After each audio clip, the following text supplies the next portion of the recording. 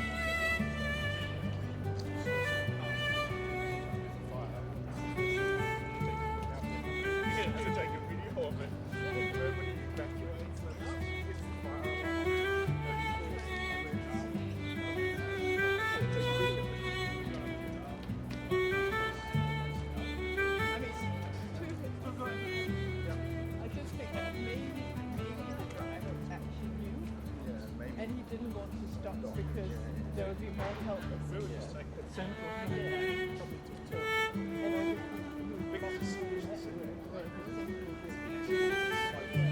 most people just think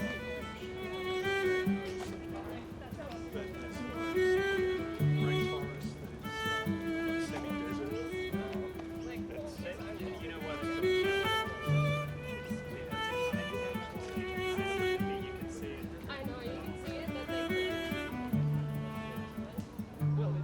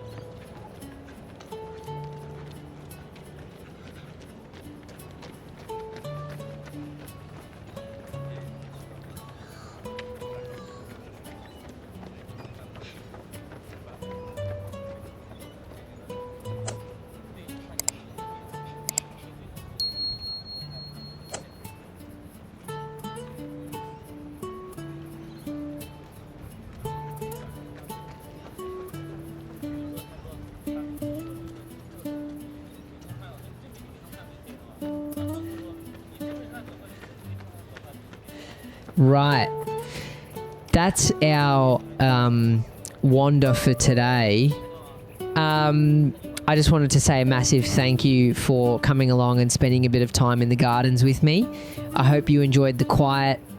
Did you see anything today that was special to you, or maybe a spot that reminded you of home? I'd really love to hear about it in the comments. And look, if you're interested in a plant you saw but didn't know the name of, shout it out.